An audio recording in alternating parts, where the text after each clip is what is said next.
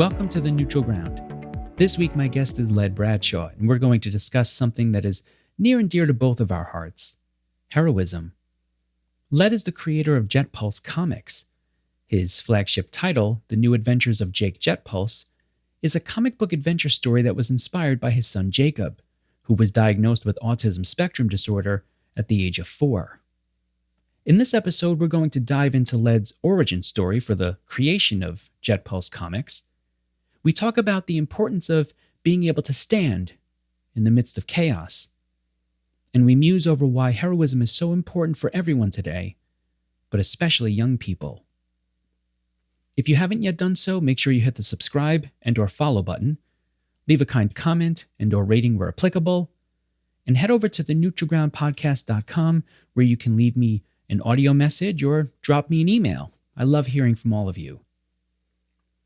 Now, I'm also trying to get the hang of this whole social media thing, so head over to my Instagram page at Dr. Joe Meyer, where I give a weekly quotation from philosophy or literature to help kind of build our confidence and face the world around us. But I'm also doing a weekly thing where I give kind of a music suggestion. And the reason for that is I believe it's important for us to constantly change our social media algorithms. And I think the best way to do that, the best way to feed us humanity, to keep us connected to each other, is really through music. So head over to my Instagram page and give me a follow for kind of weekly motivations in addition to background information about the show.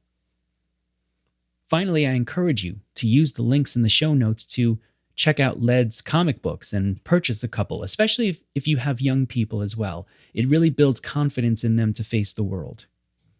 I hope you enjoy my conversation with Led Bradshaw. Led, welcome to the Neutral Ground. How are you doing today? I'm doing great. Thank you for having me. Oh, it's my pleasure. So we're going to be talking primarily about your wonderful comic book character here, Jake Jetpulse. And we'll discuss a little bit of the origin of the project and the amazing tool that this has become for people, especially in the autism community. But I want to begin by actually asking you a little bit about you and kind of what was your relationship to comics like prior to creating Jake Jetpulse? Well, wow. Let's see. Well, I go back to what my mom says, that I've been drawing ever since I was old enough to hold a pencil. So it was just one of my the God-given talents, that it was just something that I've always done, something that came naturally to me, just like walking, running, and I would say that I was about maybe like 3 years old. Okay, about like three and a half. And I would sit there like in my bedroom and draw. And sometimes my mom would have to check on me to make sure that I was okay, because I would be completely silent, just sitting in my room with the papers all over the place. But my love for comics really started around the time I was about maybe 6 or 7. And my dad brought home, like this bag of like comic books, because he saw like how much I was like drawing, and I would try to like imitate whatever I saw on television. And I would just sit there on Saturday mornings, and when it's Captain Caveman and the Flintstones, whatever it was, I would just try to draw. And my dad would sit there and like he pretty much like fueled it by constantly giving me comic books. And it got to the point where I went from, as I started reading, I went from just looking at the pictures to reading the stories, going back to looking at the pictures, and then reading it again. And then I started like creating my own little comics and stuff. So my parents used to say, because I had to ask them before the interview, like, what exactly did I used to do, like when I was a kid? And they and they said, like, you would just sit there and just any kind of paper that you had, you would sit there and draw these little comic books of, and then you would ask us to staple them together and to make your own comic books and stuff. And I remember that, and like now all of a sudden it comes back to me. And but I would draw so much like as a kid, and I remember like I knew that like I started getting really good at it when I started getting in trouble at school. And the thing was when you're drawing the book reports and And I remember I got like an F for the first time. And then there was a note on it that said, you can't let your parents draw the stuff for you. You have to do it yourself. so, so like my parents came to the school and convinced my principal that I did this.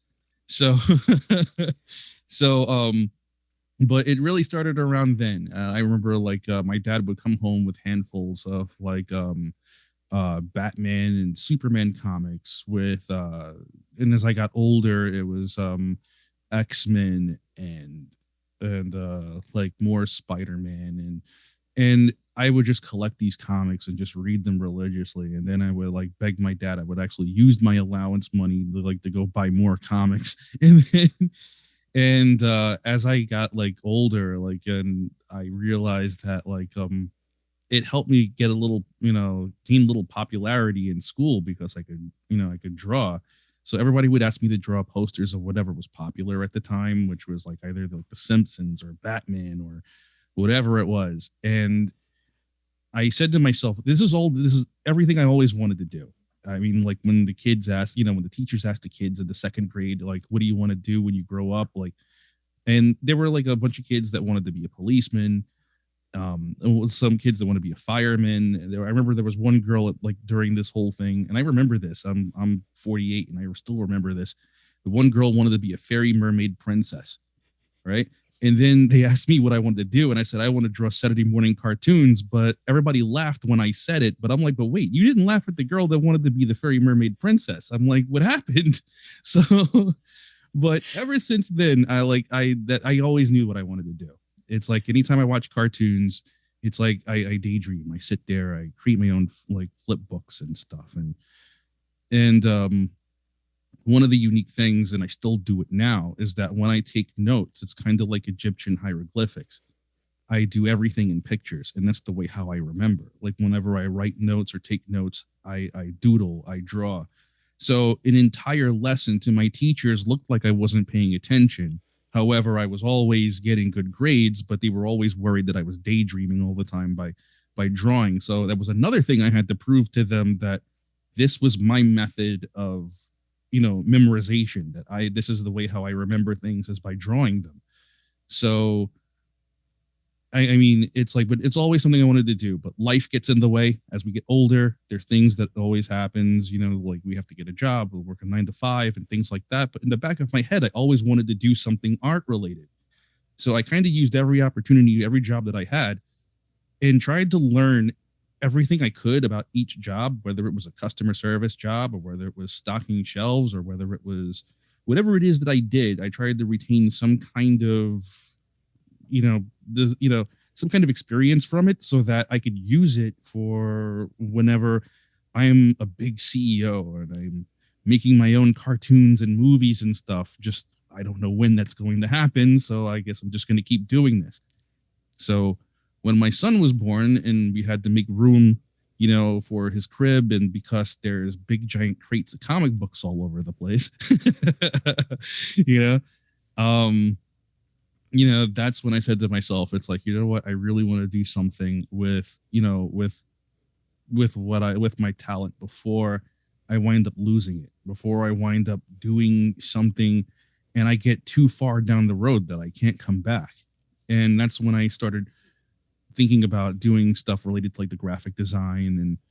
And I had a friend of mine, a really good friend of mine, who was like my mentor, taught me everything that I knew about graphic design. I couldn't get into the schools because the time when Jake was born, like it was hard to go back to school. So I would have to cheat, get the syllabus off, the internet, and buy books from Barnes and Noble and study myself and do that until I was able to get my own job. But now that I was getting there, it's like, okay, what's next? I mean, so comic books really influenced everything. My biggest influence is everything science fiction, anything. If it's whether it's a Marvel movie or whatever, I'm all over it. If it's comic books, I'm there. It's like I surround myself by those influences. So that's where everything really started. My love, my passion for it, I thank my dad for that, so he was always feeding comic books to me throughout life.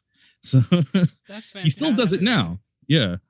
That's wonderful. Yeah, no, that's great. And it keeps going, right? Because you work with your son on this as well too. So I love that kind of lineage that you have there. And two quick things that you brought up that I thought were fantastic that brought me back.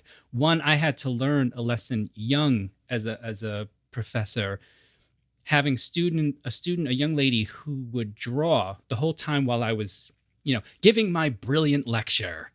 Right? How could you not listen to me? The idea early in life until I realized, oh, come on. Like, but she would draw these beautiful, like you said, hieroglyphics. She would draw these beautiful kind of shapes. And I would sit there and go, oh no, I'm boring her like crazy. Oh no. And then she came up to me one day because I think she caught my eyes looking down. And she said, I just want to let you know, I know you see me drawing. She goes, that's actually how I concentrate the most, is that it allows my hand to move. And because I'm so focused on trying to make the pictures, I'm actually focused enough also to take in what you're saying. And I thought, oh my goodness, that's, yeah, totally made sense to me. I was like, absolutely. And that changed, however, how I look at that idea of doodling from that point forward. And I'm actually very happy that that happened to me early in my career because you see it. You see people sometimes doodling, and we always think that they're doing something else and disconnected. But that's just not always the case. It's not. We learn in different ways. Yeah, definitely. And there are times too, like even as an adult, I become more mindful of it. So at times, like I have to tell like whoever's the instructor or professor of whatever lesson, like, please excuse me. It's not that I'm, ignoring you. Like I'm really interested in what you're saying, but this is how I take notes. So, and it's great because it's like not only am I like I'm concentrating, I'm in a deeper like realm of like concentrating is like where I can retain more because I'm more relaxed, I'm more focused when I'm doing it, as opposed to in a way it's kind of unique because it's like I guess it was a self-confidence thing for me because I was really intimidated as a kid looking people in the face, and it's very hard for me to lock eyes to connect like so when I was a kid, I would have a hard time looking, but I had no problem listening. So it was just my way of like, okay, I'm listening. And it was my form of dictation, just taking notes. Like I'm listening to you, I'm copying everything, but that was my way of doing it. So the only time it really became a problem was with like a social studies teacher in junior high school.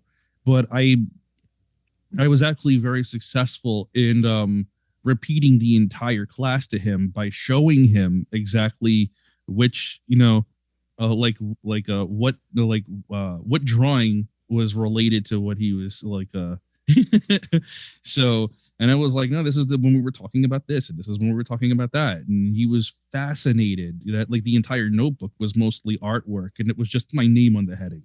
So yeah, that's Absolutely. yeah.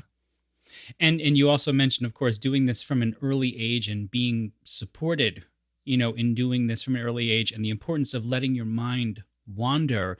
I do think that that's something I see in young people, at least around me.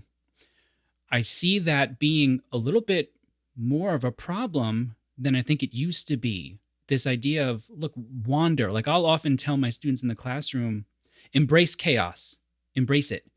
And there'll be a point in this where you'll want to try to impose order on the chaos, but what you don't want to do is run from it. Don't run from the chaos. Be in it and learn to be comfortable in that chaos. And so I love what you said about this idea of allowing the mind to wander, because that's oftentimes when we can think of things that we never could have thought before in pure rules, let's say. Yes. And I used to joke with my friends, telling them that our mind is just this chaotic psychological playground where everyone gets hurt. But it's like, but in that sense, when I say that, it's because like I've embraced chaos to the point where the like the most ludicrous and silly ideas is where like I find everything. It's I realized that when I try to describe something to people, when I'm describing a scene, or when I'm trying to put together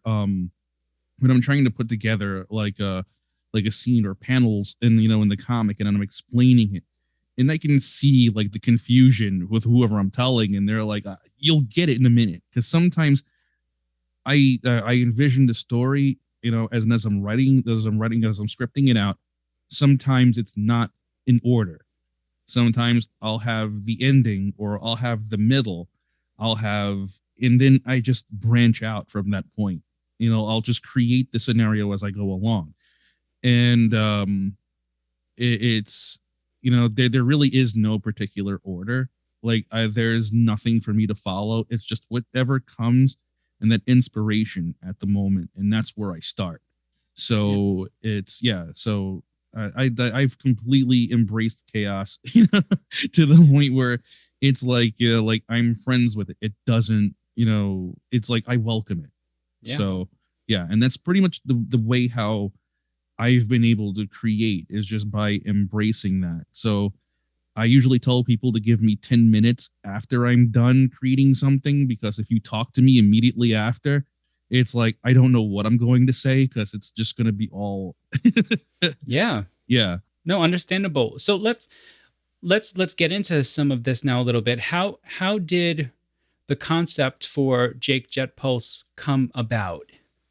It came about around, I would say, Jake he was about 3.5 years old, and he was in preschool at the time, when his teachers, they brought to my attention that, like, while he was in school, that he was very self-directed. He was very uh like he lacked focus, like and he always talked about superheroes. I mean, I know that, like, he, like, as he started to get older, he was really embracing the whole superhero thing, and I loved it from a self-proclaimed geek.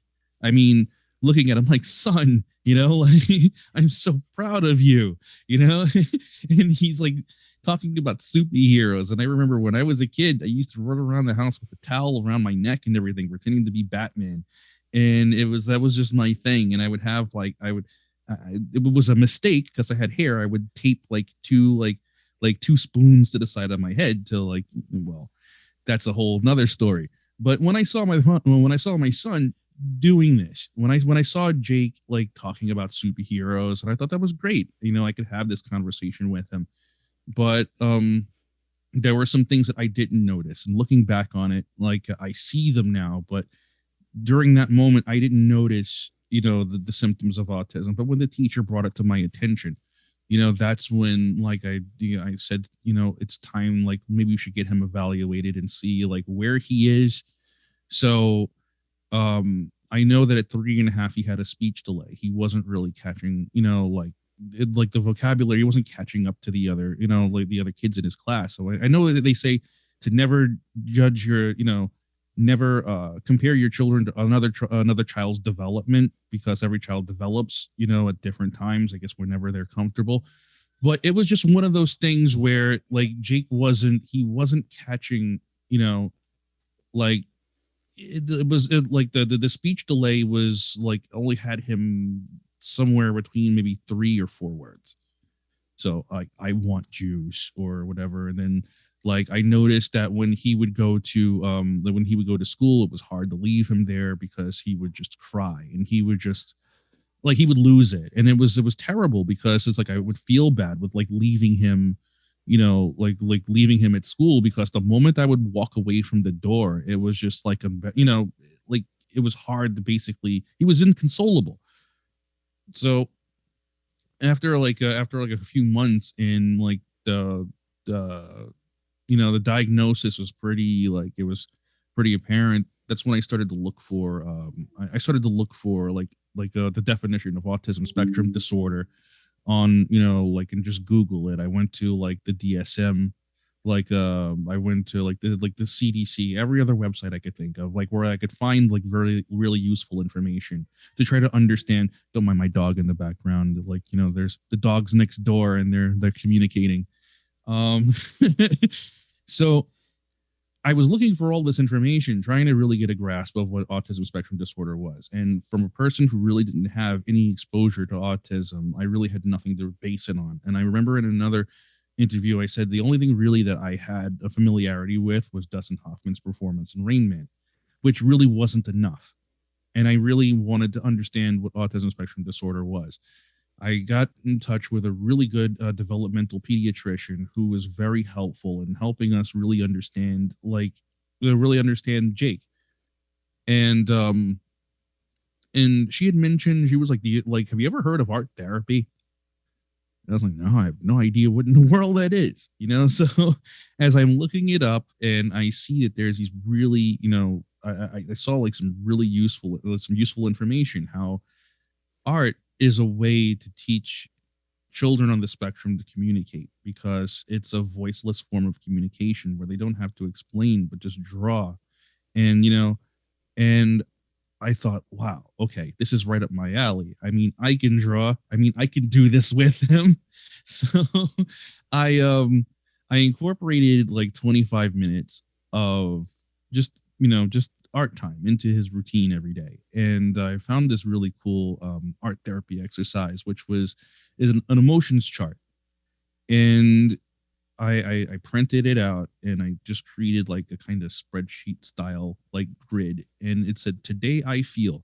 So every day I would say, Jake, how do you feel? And I would give him markers and I would write angry in red, sad is blue, and I would just go along with the emotions and try to represent them by colors. And he would pick the one that he felt and he would, scribble in. And then I would like, why are you angry today? Why are you sad today? What made you happy? To try and make him, tell me, like to engage him. So, and I knew that started working after a few weeks, because I would walk home with them and he's like, Daddy, I'm red today. And I'm like, why? What happened? He was like, no food at school today. He was like, no, you didn't eat. And then he's like, Daddy, I'm yellow today. And I'm like, oh, that's great. What happened? And he was like, we had pizza. And I'm like, okay, great. So that's working. So then I decided, like, okay, let's try to turn this into a lesson, because the only way I can teach you is because I learned how to draw in the comic books and stuff. And I got this weird idea, like this bonk on the head. It's like Doc Brown from Back to the Future, where he discovers the flux capacitor, right? So I'm like, what if I broke down, what if I broke down like art lessons and do it like week by week? I'll teach them something different, and I would refer back to to all these other art therapy exercises that I wrote down. And one of them was draw yourself as a superhero, right? Which is supposed to teach all your positive traits. This is the thing that he just took the ball and ran from that point. And he started drawing himself as his own superhero. And he would like call it Ultra Jake to the rescue. And it was him and these little kitty scribbles of shooting rays out of his eyes, and it's the mean bad guys and things like that. And then I saw him, he would come to my mom and be like, Grandma, staple this. And I'm like, oh my God, he's doing what I used to do. And I'm like, son, so proud of you.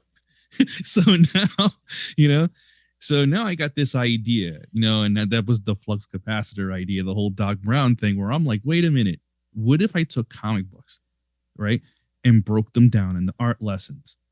Wouldn't that be cool? So I was like, okay, today we're going to draw an angry picture. We're going to use red, and make an angry picture. Today we're going to make a happy picture. Today we're going to make a sad picture. And each time I would use like the colors, like a dominant color. So if we're going to make it sad, let's use a lot of blue. Let's use gray. And then we would sit there so he could identify the emotions by colors, and as we were doing that, he started using that with his artwork now. And he was like, okay, Ultra Jake is happy. See, Ultra Jake is sad. I'm like, okay, so let me teach you about making panels.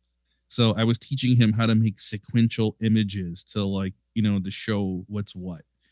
And then it got to the point where he would come to me, Daddy, what color is confused?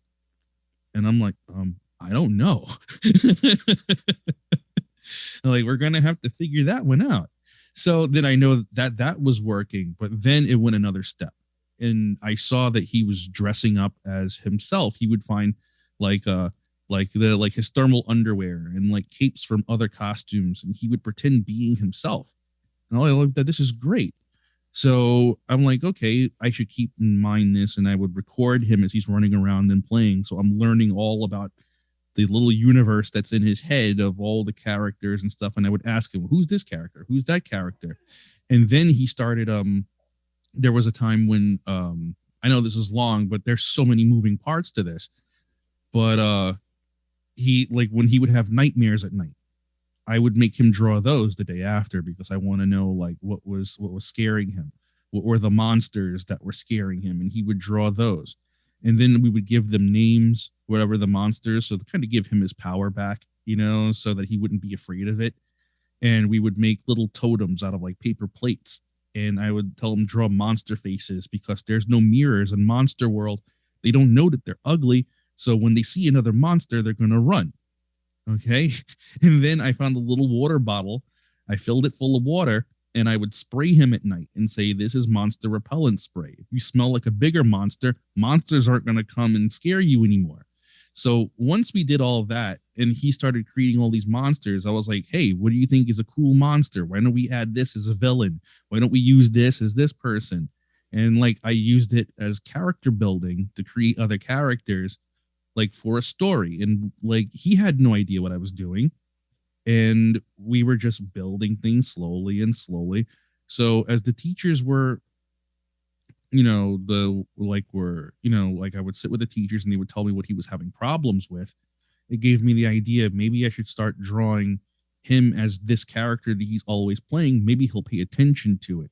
So instead of like discouraging his special interests, you know, like I embraced it and like, you know, run right into the chaos. Let's see what we can get out of it instead of trying to deter him from it. And that's when I started drawing him as a character. And the more the more I drew and the more I started to create from his imaginary play and putting it on paper and showing him, the more he wanted to read, the more he wanted to learn what was happening. And that's pretty much where we started, like with him teaching him how to read. So when the teacher saw that that was actually working, they were like, hey, you should make a book. And I was like, okay, maybe I should do that. And I created this book, you know, and I didn't know what I was doing. And I was like, you know, and I put it together. I gave him a bunch of the books and everything and said, hey, share these with the kids in your class. And then I remember picking him up and the principal says to me, hey, these are really cool books. Do you have any more? And I'm like, I only had like a few, but I could probably make some more. And then like in the back of my head, I'm like, Led, what are you doing? Why are you agreeing to this? Just, you know, just say that those all you have. I'm like, oh, I'll get you some more.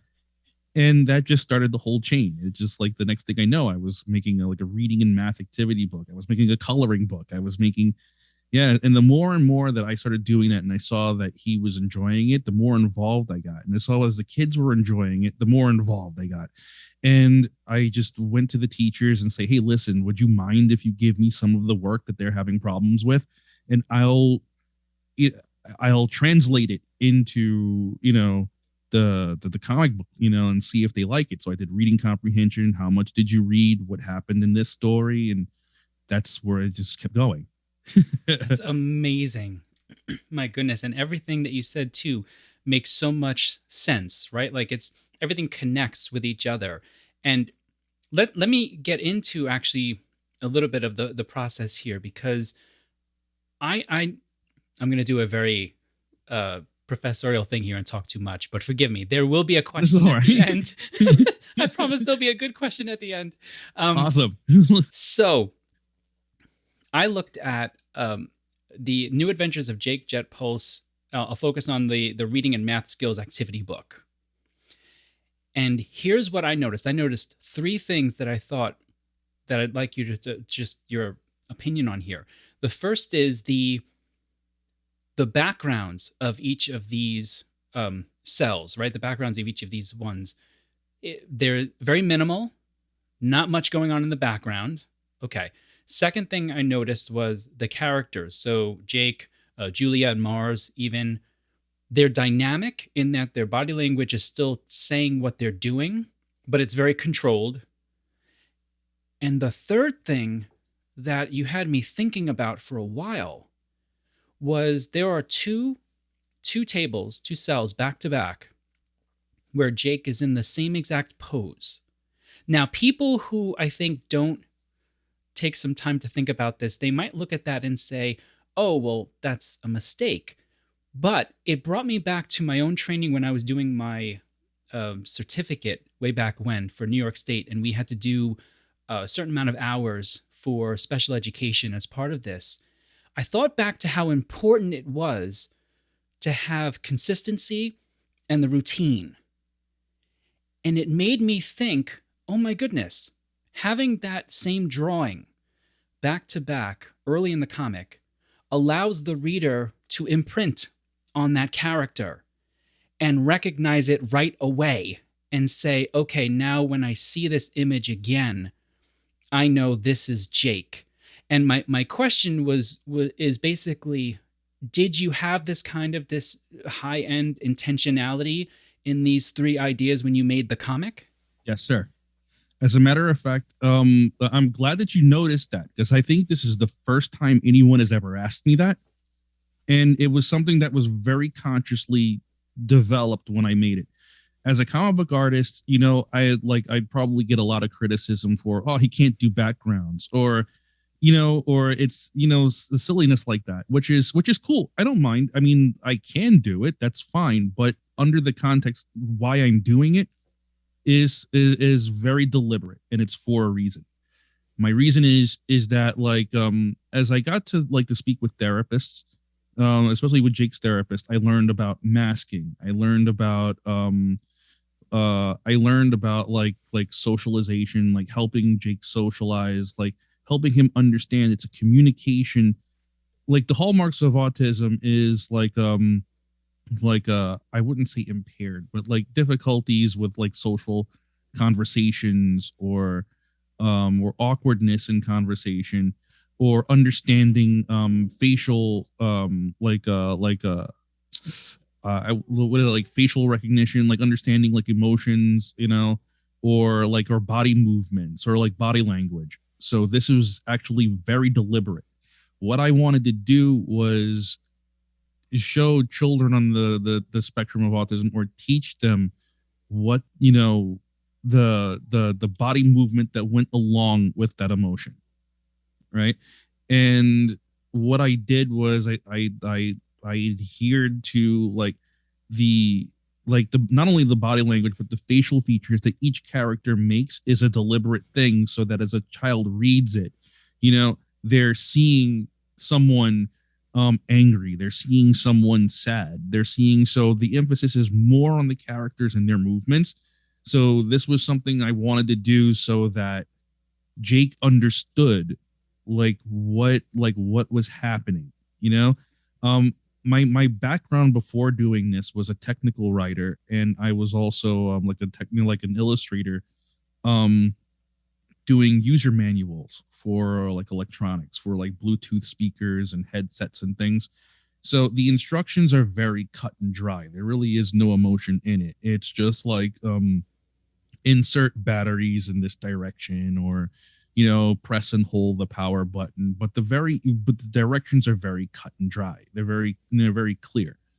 I incorporated that into a comic instead, and I made it very clear as to what the characters were doing, their emotions, how they were feeling, and tried to imprint that, to the reader to see that. So when a child is reading it, a neurotypical child will read this and think it's a really fun comic. A teacher or a professor like yourself will see the actual depth of what I just did, and I didn't think anybody would catch it, which No, is really let me awesome. tell you, I'll be honest with you.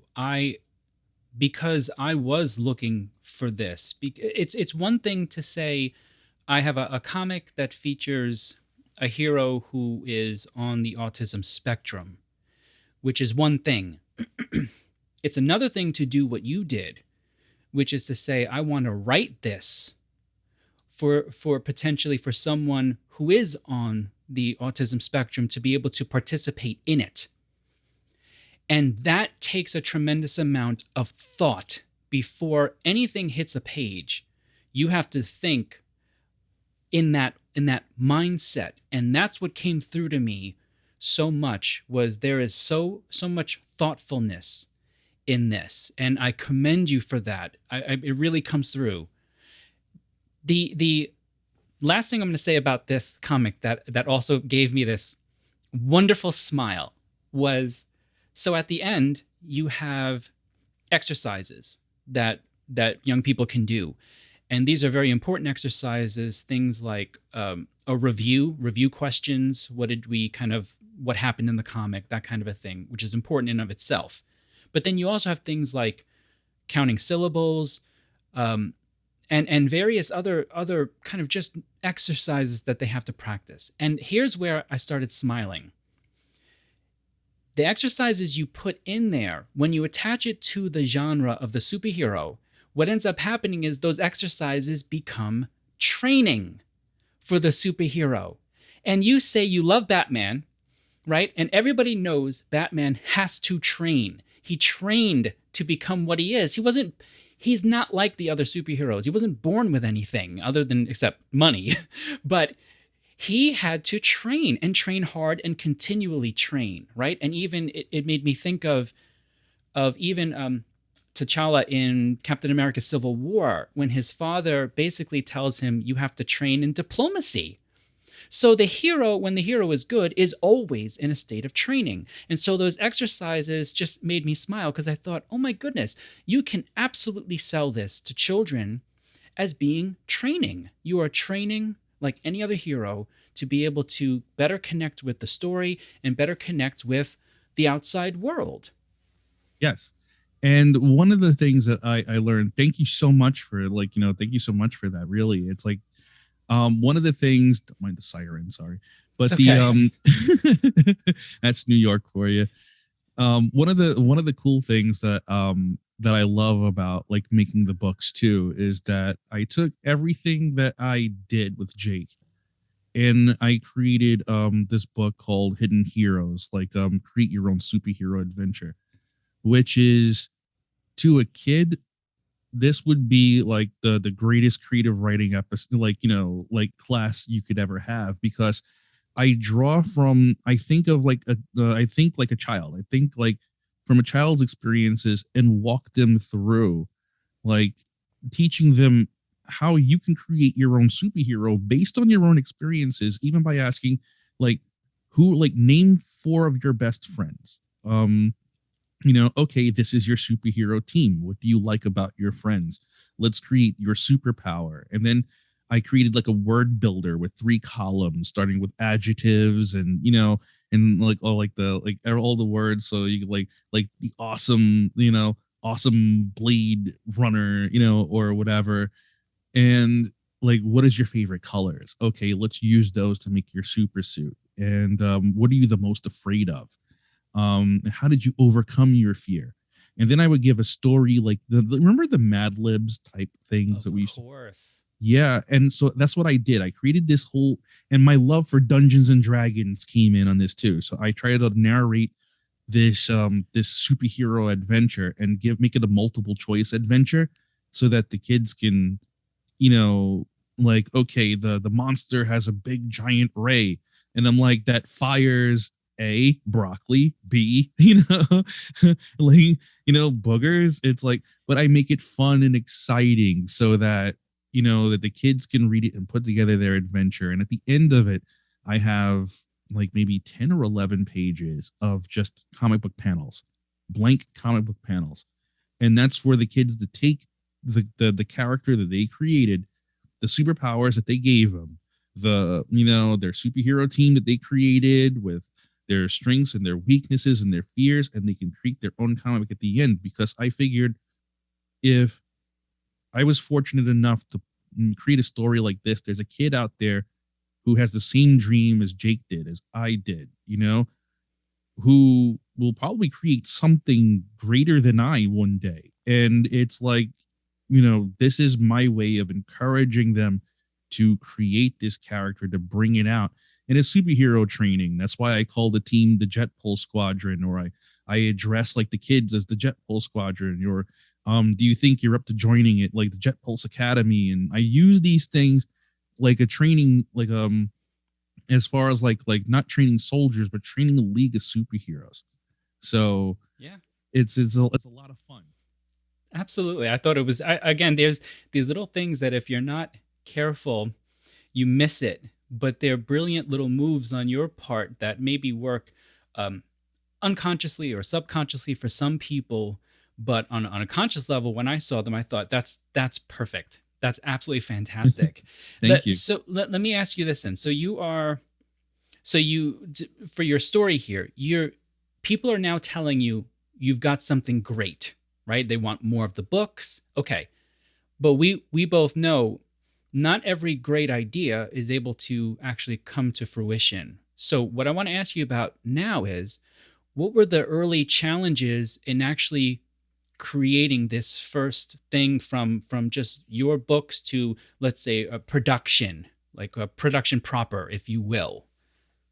Well, one of the things that I had to is that like that I thought was I created this, it kind of made this evolution, and it went from the educational books that that we all know, and that I had so much fun making, and it evolved, and like in order for it to stay relevant, right, I decided to evolve the characters as Jacob got older, and I wanted to make sure that the this was a way not only that I can teach Jake but also children his age, and about friendship, about like diversity, about equality, and I could teach him these things through the characters. And one of the things that's making it even more popular now is the fact that like, yes, he's an autistic hero, and then I moved from making like the activity books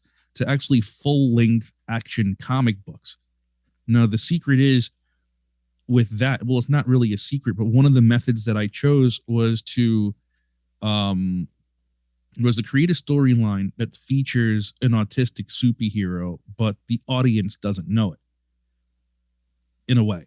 So it's basically the story is told without it being addressed that he has autism spectrum disorder. Instead, I focus on my son's personality and personality of children on the autism spectrum, and I make that parts of their personality.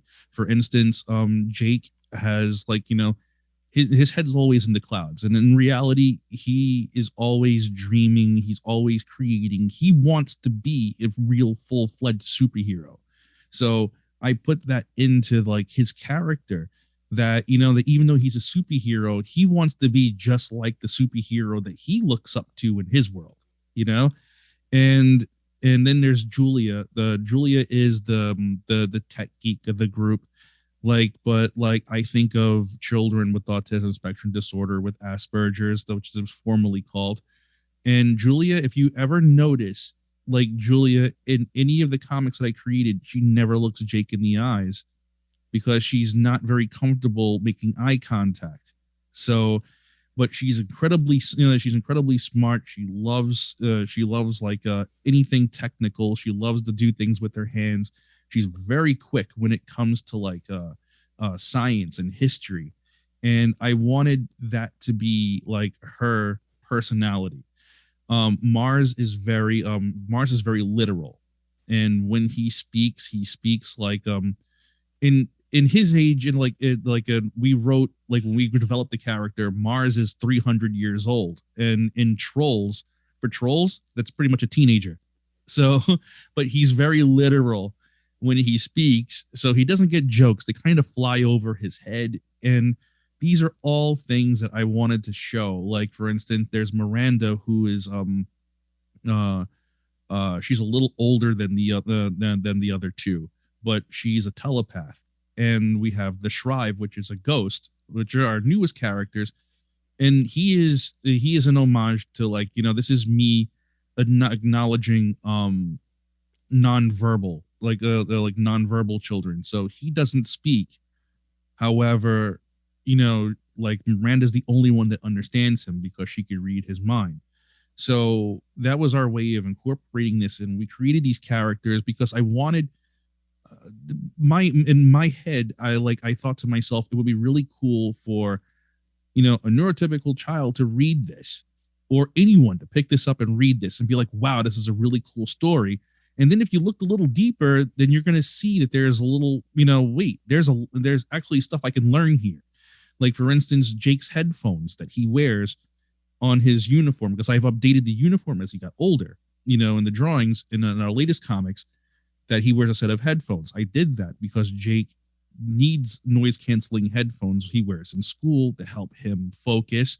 It cancels out all the noise in the classroom, and he only hears a teacher through a microphone, so it helps him concentrate in class. To him, he doesn't like it because he says the kids laugh at him when he has them on.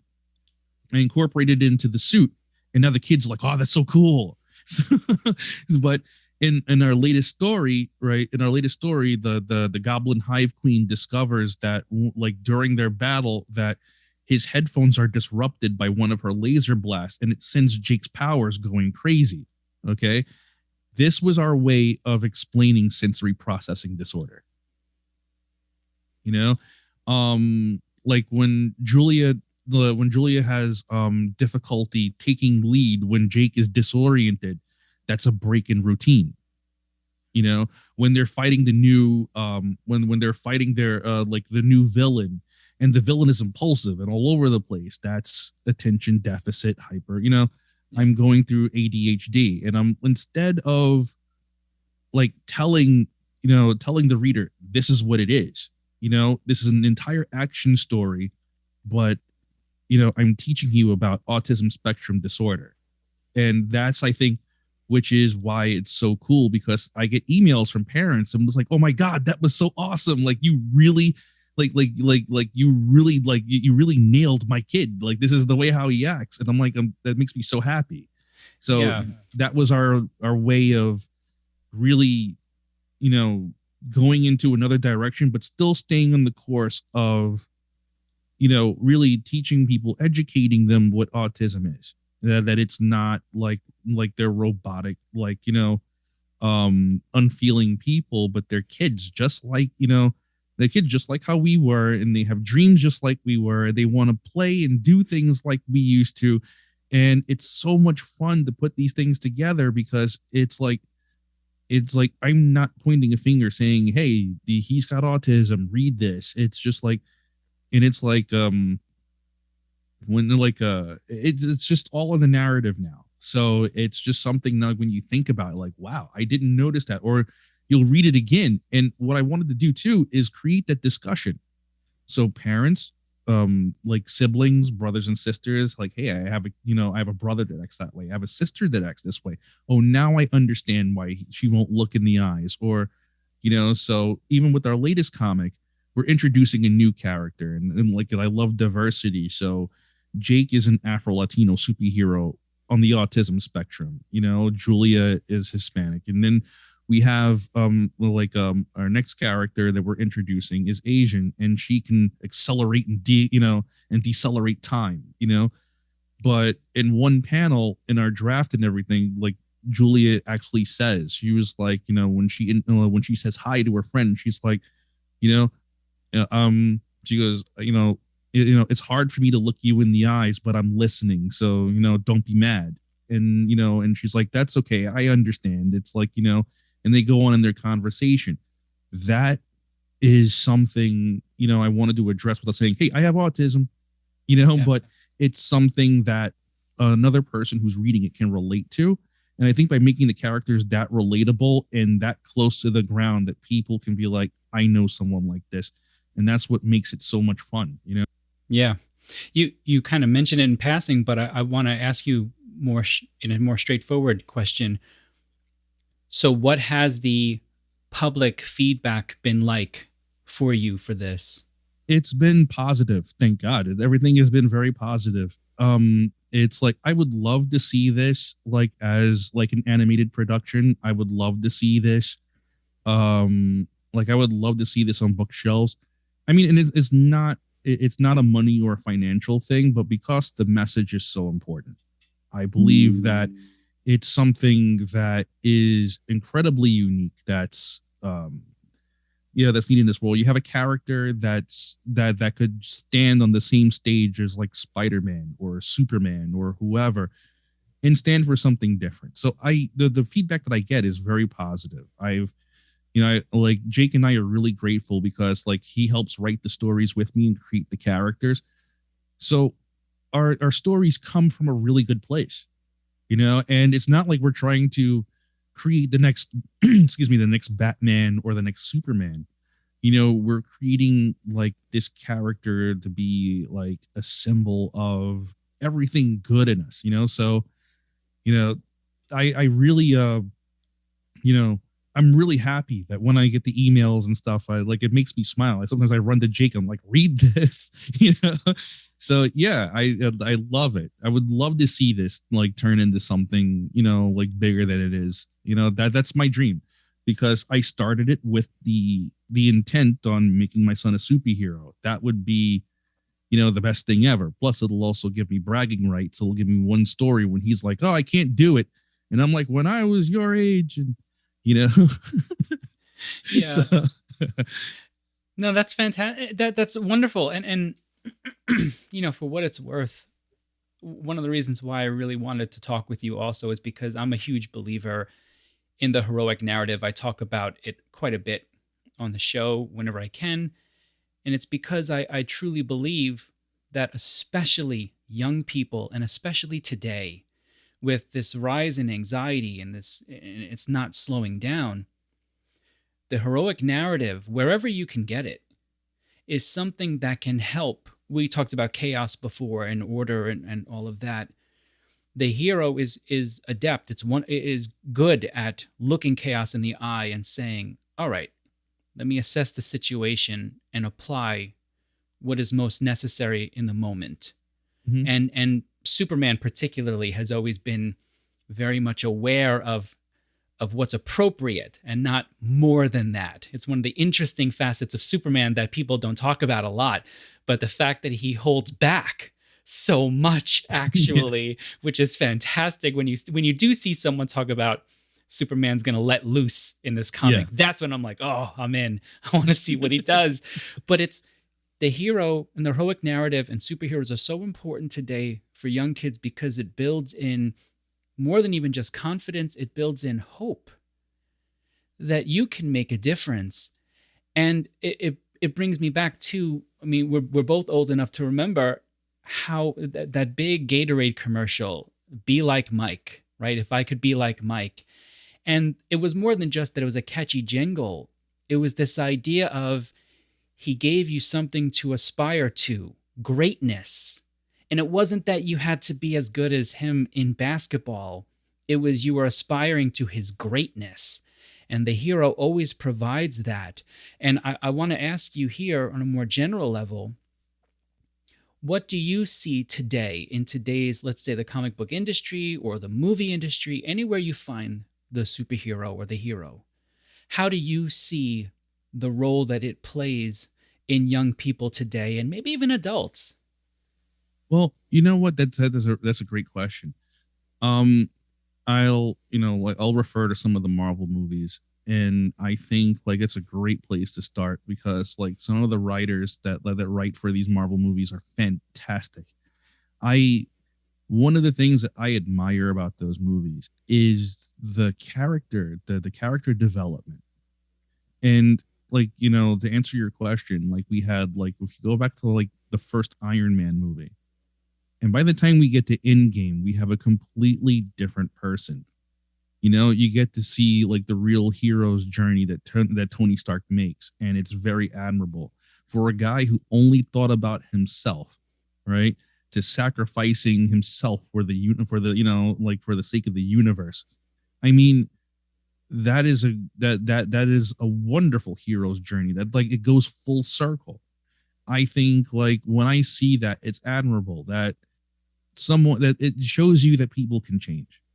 I think that's, and that's the reason why I think I resonate to those characters. I think the first character that I ever paid any kind of like character development to, I'll go back to the original trilogy in Star Wars, going from Han Solo, from from the original Star Wars to Return of the Jedi, from A New Hope to like the Jedi, and you see the transition that he made from being a guy that had absolutely no friends to actually having pretty much a family at the end of Return of the Jedi, you know, and you see him from a smuggler to like a general. I mean, he had a rank. I mean, I think that even surprised him. But it's like, those are the type of stories I gravitate to. I love watching. I love rooting for someone. That's what I think is missing. Yeah. It's like, so there's a lot more than just like beating someone up or being like, like broad shouldered. I mean, anybody can draw that. Anybody can create that, but to really give the character some depth that people can find some kind of identification, Yeah. that they can look at that and pull something out of that character and say, I identify with this character. That's everything. Yeah, I agree. You're speaking my language here perfectly. and one of the things that I've talked about before is the real beauty for me, at least, of the first three phases of the MCU, ending with Endgame, is that they kept it simple.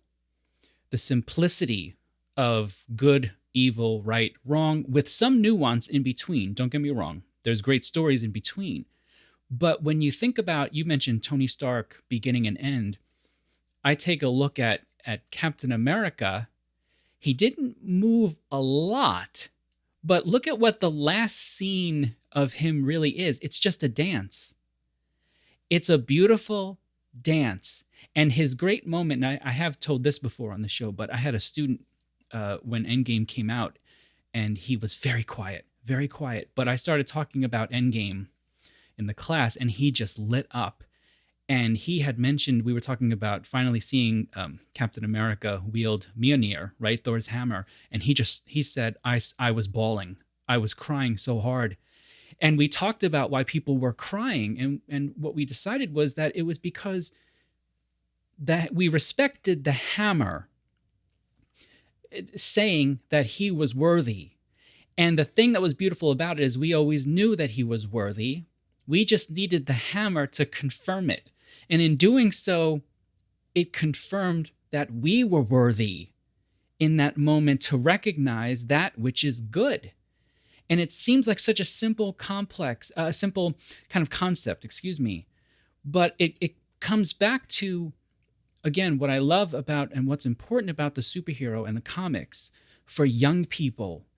You have to provide them some way to think about good and evil, right and wrong, because they're going to see it in life, whether they want it to or not.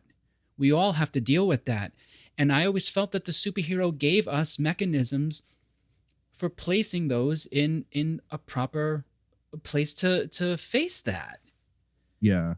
I even more recently, like with Spider-Man No Way Home, that was one of the there's a scene where like Andrew Garfield saves like MJ like falling from the Statue of Liberty, and when he catches her, how he just starts bawling, he starts crying.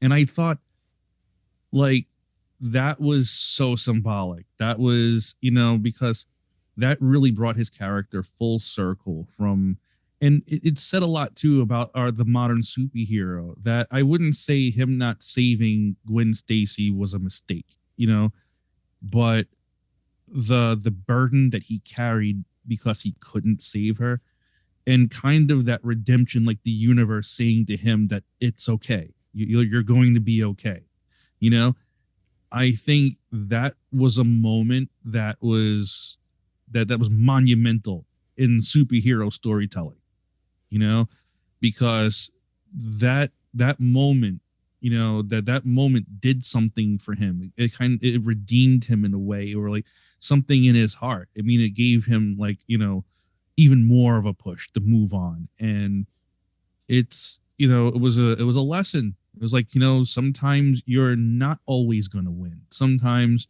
you're going to fail. Sometimes what, and it's, you know, it's not the end.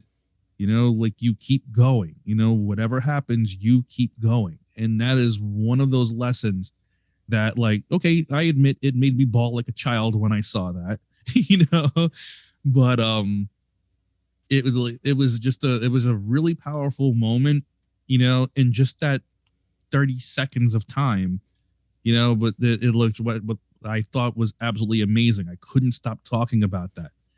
Yeah.